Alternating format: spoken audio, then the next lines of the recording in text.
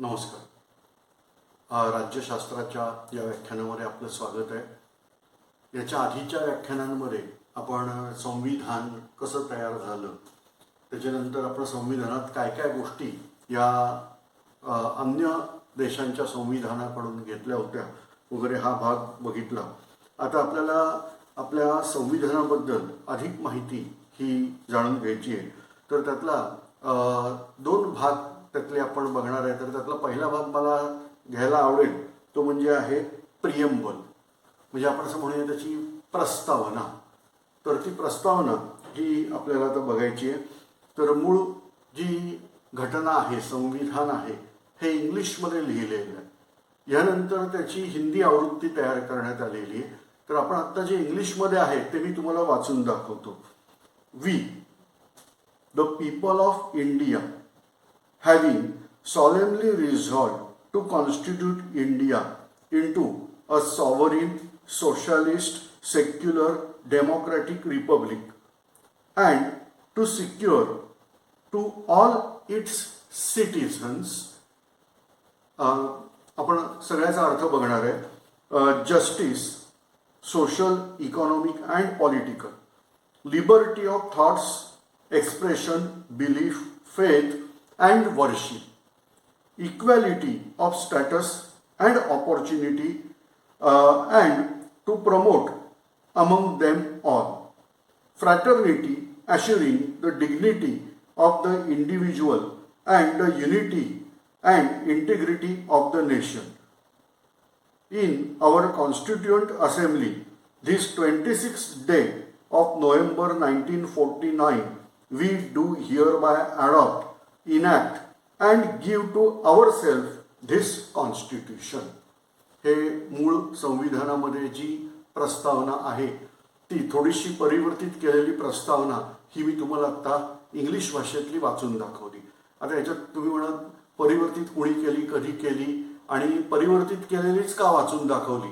तर आपलं संविधान जे आहे याच्यात परिवर्तन करण्याचा अधिकार आहे आणि त्याप्रमाणे काही भाग हा परिवर्तित केला जाऊ शकतो. तर त्याप्रमाणे इथे काही भाग बदललेला आहे. तर त्यापैकी मी परत आता वाचायला सुरुवात करतो आणि एक एक गोष्टीचा अर्थ समजावून सांगतो की आम्ही जे भारताचे लोक आहोत हे संपूर्णपणे आम्ही असं ठरवतोय की भारत हा एक सार्वभौम या शब्दाचा म्हणजे सॉव्हरीन या शब्दाचा अर्थ असा आहे की आमच्या वर कुणीही नाही. आता हा शब्द त्या दृष्टीने महत्वाचा आहे की 150 वर्षाचं ब्रिटिश शासन हे आपल्यावर होतं आणि प्रत्येक वेळेला अगदी 1937चा जे काही सरकार आलं होतं म्हणजे 35च्या सुधारणा कायद्यानुसार जे आलं होतं, काही वेळेला आम्ही काही झालं तरी बघायला असे इंग्रजांकडे हा बरोबर आहे का बाबा, कारण का तर प्रत्येक प्रांताला गव्हर्नर अपॉइंट केला होता, जो गव्हर्नर ब्रिटिशच असायचा. म्हणजे या रीतीने आम्हाला कुठंतरी वर बघत काम करायची सवय लागली होती. तर त्या दृष्टीने आपण आता डिक्लेअर करतोय, घोषित करतोय की आमच्या वर कुणीही नाही. त्यामुळं भारत हा सार्वभौम आहे, स्वतंत्र आहे, ही गोष्ट याच्यात नमूद केलेली आहे. आता यानंतर सोशलिस्ट म्हणजे समाजवादी. आता समाजवाद हे भल्या भल्यांना असणारं आकर्षण आहे. भारताचे पहिले निवडून आलेले पंतप्रधान आणि न निवडताही आलेले पंतप्रधान जे पंडित जवाहरलाल नेहरू होते. न निवडता म्हणण्याचं कारण काय तर ते इंटरिम गव्हर्नमेंट जे हंगामी सरकार होतं तर त्यात तेच पंतप्रधान होते. आणि अधिकृत, कारण आधीच्या निवडणुका ज्या आहेत त्या प्रौढ या प्रकारे म्हणजे ज्याला आपण म्हणतो ॲडल्ट फ्रँचायझी या बेसवर नाही आहेत. पण 1952च्या ज्या निवडणुका आहेत ह्या प्रौढ मताधिकार म्हणजे adult franchise, universal adult franchise ह्या बेसवरती घेतलेल्या आहेत. आणि त्यामुळं पंडित जवाहरलाल नेहरू हे निवडून आलेलेही पहिले पंतप्रधान आहेत. तर अशा वेळेला त्यांनाही समाजवादाचं खूप मोठं आकर्षण हे त्या काळामध्ये होतं. त्याचबरोबर अनेक सशस्त्र क्रांतिकारक, लक्षात घ्या सशस्त्र क्रांतिकारक म्हटलं आपल्या डोळ्यामध्ये काहीतरी वेगळी भावना असते. म्हणजे ह्याचा खून केला, त्याला मारून टाकलं, ह्याचा वध केला म्हणजे तो सशस्त्र क्रांतिकारक. तर तसं नसतं. क्रांती शब्दाचा अर्थ आहे समूळ परिवर्तन. मग राज्यक्रांतीचा अर्थ झाला राज्यामध्ये राज्य यंत्रणेत समूळ परिवर्तन. तर त्यांचा मूळ हेतू जो असतो तो उगीच मारामाऱ्या करणं हा नसतो. त्यांचा हेतू असतो राज्य यंत्रणेत परिवर्तन, आणि हे परिवर्तन करताना अपरिहार्य कारणास्तव शस्त्रप्रयोग करावा लागतो. शस्त्रप्रयोग हा त्यांचा छंद नाही. तर तुम्ही जर बघितलं असेल तर विविध सशस्त्र क्रांतिकारक आहेत, यांना सुद्धा भारतामध्ये सोशालिस्ट म्हणजे समाजवादी सरकार आणणं हे महत्त्वाचं वाटत होतं. तुम्ही संघटनांची नावं बघा, तुमच्या लक्षात येतील. Hindustan socialist Republican association, Hindustan socialist Republican army, तुम्हाला प्रत्येक ठिकाणी दिसेल सोशालिस्ट हा शब्द आलेला आहे. तर तो आहे म्हणजे समाजवाद. आता प्रत्यक्ष राज्यघटना आणि त्याचं जे काही संविधान, ह्या दोघांमध्येही सोशालिस्ट हा शब्द नव्हता. हा सन्माननीय पंतप्रधान त्यावेळेच्या इंदिरा गांधी यांनी ज्यावेळेला आणीबाणी घोषित केली होती, म्हणजे चांगल्या शब्दात सांगतो की जे आपण वायमार प्रजासत्ताक बघितलं होतं जर्मनीमध्ये पहिल्या महायुद्धानंतर अस्तित्वात आलेलं जे प्रजासत्ताक होतं, त्याच्या घटनेमधून आपण ही गोष्ट आणली होती. त्याला म्हणतो आपण आणीबाणी, इमर्जन्सी प्रोव्हिजन. तर त्यामध्ये ही संविधान दुरुस्ती त्यावेळेला करण्यात आली. याला इंग्लिशमध्ये कॉन्स्टिट्युशनल अमेंडमेंट म्हणतात. ज्याच्यामध्ये प्रिएम्बल सुद्धा अमेंड केली गेली, म्हणजे जी प्रस्तावना आहे तिच्यामध्ये सुद्धा थोडासा परिवर्तन केलं गेलं. आणि हे जे थोडंसं परिवर्तन केले त्याच्यात सोशलिस्ट आणि सेक्युलर हे दोन शब्द हे संविधानात घातलेले आहेत. आता इथं बऱ्याच जणांचा मुद्दा आहे की ही गोष्ट योग्य नव्हती, कारण जर संविधानात शब्द घालायचे असते तर जे घटनेचे शिल्पकार आपण म्हणतो डॉक्टर बाबासाहेब आंबेडकर, तर त्यांनी हे त्यावेळेलाच घातले असते. परंतु हे त्यावेळेला घालण्यात आलेले नाही आहेत शब्द, जेव्हा घटना तयार केली होती. हे नंतर शब्द हे या घटनेमध्ये ऍड केले गेलेले शब्द आहेत. तर भारताला आता इथं ठरवायचं आहे की सार्वभौम तर आहेत, पण त्याचबरोबर समाजवादी आणि निधर्मी, ॲक्च्युली सेक्युलर शब्दाचा खरा जो अर्थ आहे, भाषांतर जो आहे, हे थोडंसं क्रिटिकल वाटतं. याचं कारण असं आहे की निधर्मी हा शब्द तेवढा योग्य वाटत नाही. ते कौरव पांडव वगैरे असतात, त्याच्यात एक धर्माच्या बाजूने असतो तर दुसऱ्या धर्माच्या विरुद्ध असतो, अधर्मी वगैरे म्हणतात, त्यामुळे ते वाटत नाही. त्यामुळे याचं एक चांगलं भाषांतर आहे ते म्हणजे सर्व धर्म समभाव. बरेचदा बोलताना आपण निधर्मी म्हणतो, पण सर्व धर्म समभाव हे जास्ती चांगलं भाषांतर हे त्याचं दिलं जातं. तर आम्ही अशा रीतीने सर्व धर्म समभावी हे असणार आहोत. डेमोक्रॅटिक रिपब्लिक म्हणजे लोकशाही, लोकतंत्र मार्गाने चालणारं हे आमचं राज्य असणार आहे. आणि ह्या राज्याच्या सगळ्या नागरिकांना आम्हाला काय काय सुरक्षितपणे द्यायचं आहे किंवा आम्हाला हे द्यायचं आहे, तर काय काय द्यायचं बघा. तर सगळ्यात पहिली गोष्ट जस्टिस, म्हणजे आम्हाला न्याय हवा. मग तो न्याय कसा आहे, तर त्याच्यात दिलं आहे सोशल म्हणजे सामाजिक न्याय, आर्थिक न्याय आणि राजकीय न्याय. आता आपल्याला कल्पना आहे की स्वातंत्र्यपूर्व काळात आणि ब्रिटिशांचं राज्य येण्यापूर्वीच्याही काळात बऱ्याच अंशी जातीव्यवस्थेचा पगडा हा मोठा होता.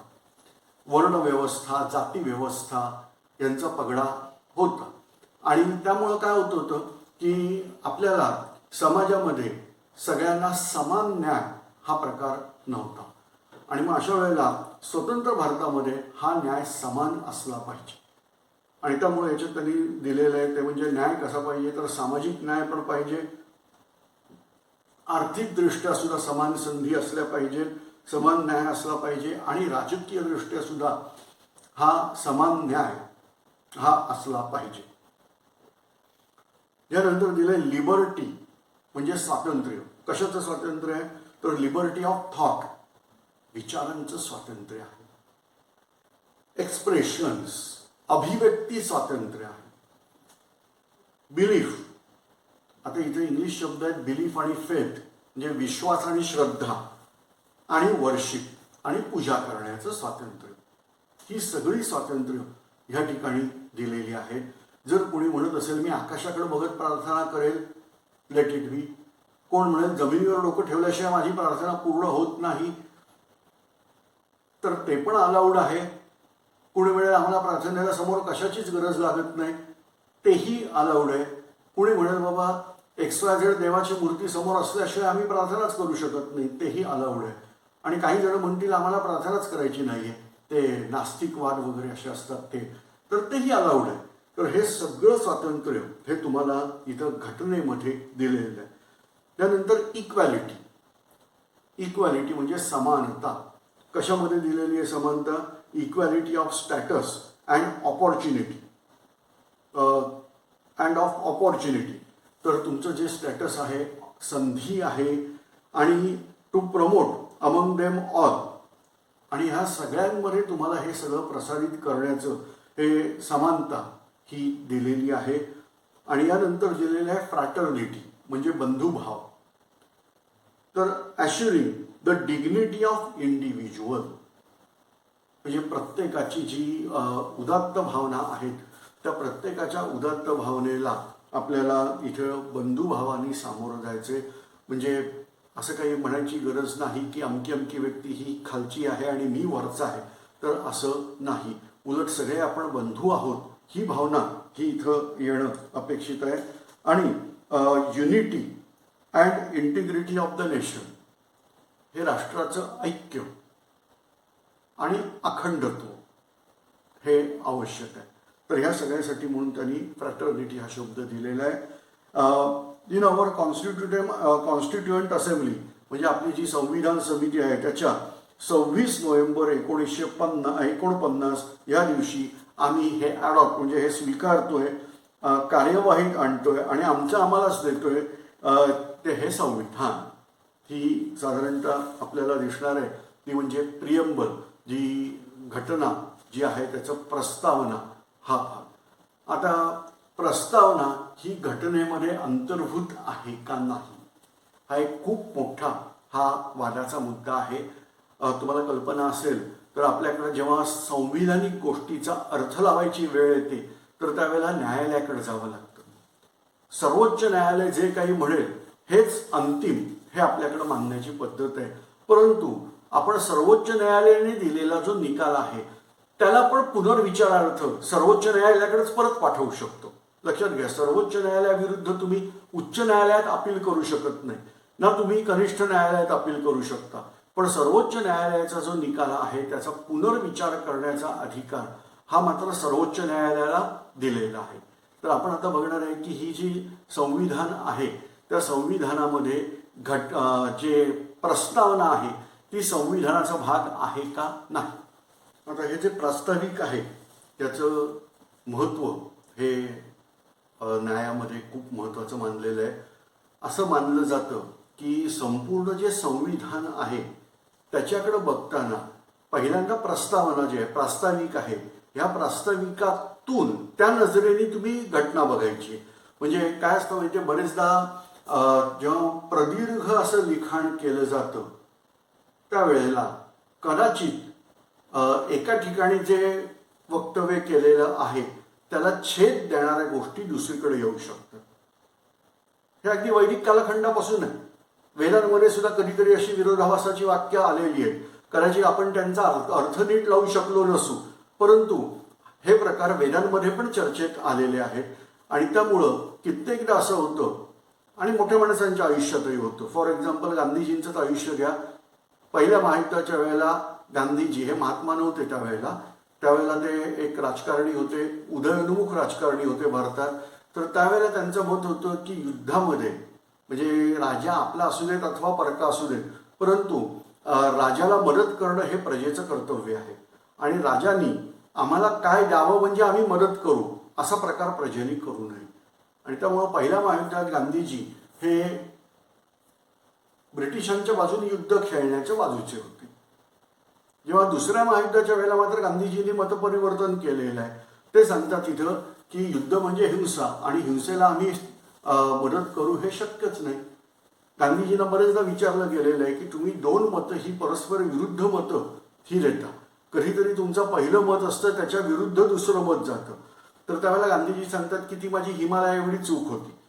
माणूस जसा मोठा होत जातो तसं त्याच्यात वैचारिक परिपक्वता अधिकाधिक येत जाते आणि त्यामुळे जर एखाद्याच घटनेबद्दल माझी दोन विरोधाभासाची मतं असतील तर अशा वेळेला दुसरं मत हे परिपक्व समजून ते ग्राह्य धरावं, पहिलं मत चुकीचं समजावं.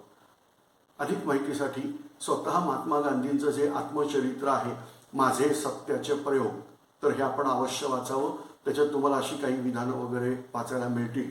पण आत्ता आपला विषय जो आहे तो म्हणजे हा नाही आहे की जेव्हा संविधानामध्ये असं काहीतरी परस्पर विरोधी भाग आपल्याला सापडू शकतो आणि मग असा जर भाग मिळाला तर अशा वेळेला त्याचा अर्थ कसा लावायचा, तर त्यासाठी म्हणून मार्गदर्शन म्हणून आपल्याला प्रस्तावना, कारण प्रस्तावनेमध्ये कसं एकदम छोटी आपण बघितली ती, ज्याच्यामध्ये काय उद्देशाने आपण संविधान करत आहोत हे घटनेच्या शिल्पकारांनी त्याच्यात अतिशय स्पष्ट असं लिहिलेलं आहे. आणि त्यामुळं त्या नजरेतूनच आपण संविधानाकडे बघितलं पाहिजे.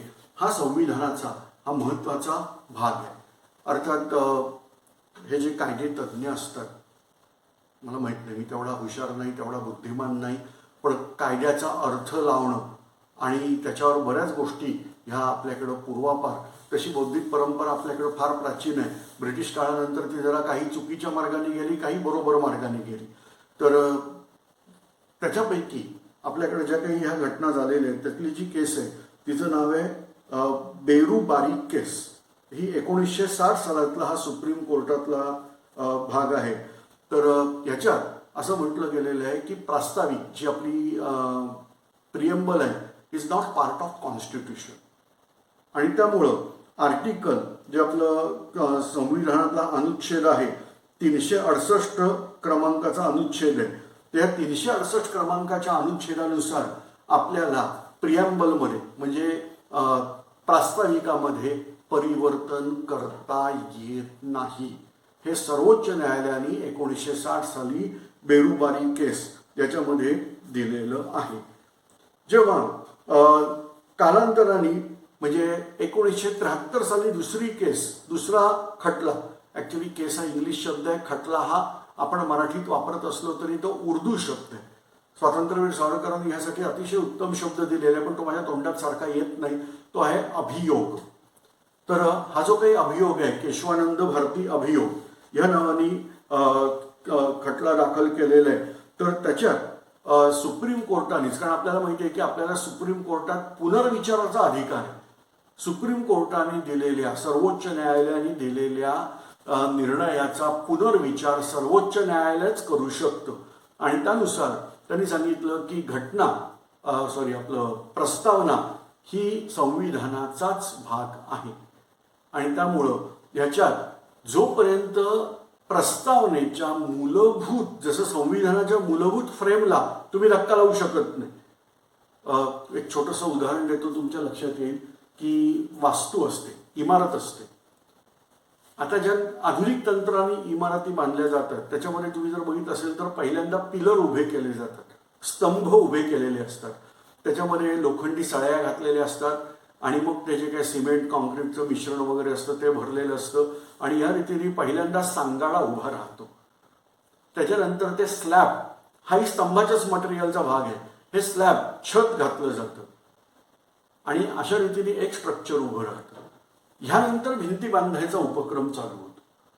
आता काही जणांचं जे घर असतं त्याच्यात त्यांना वाटतं इकडची भिंत काढून तिकडं ठेवावी, तर अशा वेळेला ह्या इमारतीमध्ये भिंती हलवायला परवानगी असते, परमिशन घेऊन अर्थात. पण ज्या भिंती आहेत की ज्या भिंती हा स्ट्रक्चरचा भाग नाही त्या हलवता येतात. परंतु मी जर म्हणेन की माझ्या घरात हा पिलर मध्यभागी आलाय, मला हा पिलर नको, एवढाच पिलर मी कट करून टाकतो, तर तो जो पिलर असतो त्याला धक्का लावायला अलाउड नाही. जर त्याला धक्का लावला तर सगळं स्ट्रक्चर हे धोक्यात येऊ शकतं आणि अख्खी इमारत कोसळू शकते. तर तसाच प्रकार आपल्या घटनेच्या बाबतीत म्हणजे संविधानाच्या बाबतीत आहे की संविधान ज्या मूलभूत तत्वांवर उभं राहिलेलं आहे त्या मूलभूत तत्वांना धक्का लावायला परवानगी नाही, परंतु घटनेत परिवर्तन करता येतं. ओके, तर तसं संविधानातले हे जे महत्त्वाचे शब्द आहेत की ज्याच्यामध्ये आपण दिलेलं आहे की people of India resolves to constitute their country into a sovereign democratic republic, ह्याला तुम्ही धक्का न लावता प्रिएम्बल अमेंड करू शकता. आलं म्हणजे इथे संविधानाचा प्रिॲम्बल ही भाग आहे का नाही, तर त्याचं मी एवढंच सांगेन की सर्वोच्च न्यायालयाच्या मतानुसार 1960 साली नाही, परंतु 1973 नंतर ती आहे.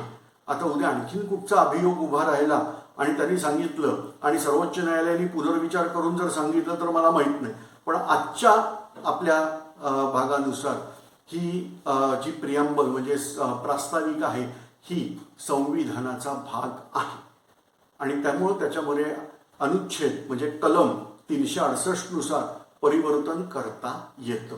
परंतु हे परिवर्तन करताना त्याला मूलभूत धक्का लावता येणार नाही आणि त्यामुळे तुमच्या लक्षात येईल की काही जण म्हणतात की हे जे परिवर्तन आहे हे इल्लिगल आहे, ज्याच्यामध्ये सोशलिस्ट आणि सेक्युलर हे शब्द घातले गेलेले आहेत. ते 1976च्या घटनेनुसार 42वी घटना दुरुस्ती आहे. तर 42व्या घटना दुरुस्तीनुसार 1976 साली तुम्हाला परिचयच आहे की 1976 म्हणजे भारताच्या इतिहासातलं आणीबाणीचं पर्व होतं, त्यावेळेला हे घातले गेलेले आहे. तर कदाचित ती घालण्याच्या प्रक्रियेबद्दल तुम्ही विचार व्यक्त करू शकता, परंतु त्यामुळे संविधानाचे जे मेन फ्रेम आहे, मूलभूत स्ट्रक्चर जे आहे, संविधानाचं नाही, आपण संविधानाचंही म्हणायला हरकत नाही, प्रस्तावनेचं जे मूळ स्ट्रक्चर आहे त्याला कुठेही धक्का लागत नाही आहे आणि त्यामुळं ही संविधान दुरुस्ती किंवा ही जी प्रस्तावना दुरुस्ती आहे, तर ही प्रस्तावना दुरुस्ती ही इल्लिगल म्हणता येत नाही. त्याच्या पद्धतीवरती तुम्ही कदाचित नक्की दोष देऊ शकाल द्यायचा असेल तर, परंतु याच्यानुसार तसं देता येत नाही, कारण याच्यामुळं मूलभूत संविधानाला किंवा मूलभूत प्रस्तावनेला हा धक्का लागलेला नाही. तर हे आपल्या प्रस्तावनेचं महत्त्व आहे. या ठिकाणी आपण संविधानाची प्रस्तावना ह्या विषयी अत्यंत संक्षिप्त माहिती बघितली आहे. मी परत एकदा सांगतो की आपण जी काही माहिती इथं ऐकत आहात ही फक्त तुम्हाला त्या विषयामध्ये आणून सोडण्यापुरती आहे. आता तुम्हाला काय काय करायचं बघा. आता इथे मी काही केसेसची नावं घेतली, जसं बेरुबारी केस आहे किंवा केशवानंद भारती विरुद्ध म्हणजे केरळचं शासन, तर अशा काही केस आहेत ज्याचे ज्याचे रेफरन्स मी देतोय हे रेफरन्स तुम्ही स्वतः या केसेस अभ्यासायच्या. प्रिॲम्बलबद्दल तुम्हाला 2 पुस्तकांची नावं मी मागे पण सांगितली, मी परत एकदा सांगतो की PM बक्षी यांची संविधानाची जी किंवा पॉलिटिकल सायन्सचं जे पुस्तक आहे हे नक्की घ्यावं. याच्यात तुम्हाला संपूर्ण संविधान हे इंग्लिश भाषेत आहे, परंतु चांगल्या रीतीने समजावून त्यांनी सांगितलेलं आहे. आणि लक्ष्मीकांत नावाचे दुसरे लेखक आहेत, यांनी पण दिलेलं पुस्तक आहे, हेही अतिशय सुंदर आहे, इंग्लिश भाषेतलं पुस्तक आहे. तर ही दोन्ही पुस्तकं तुम्ही संदर्भासाठी म्हणून याच्या पुढं वाचावीत.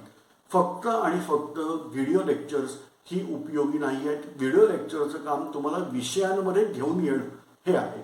धन्यवाद.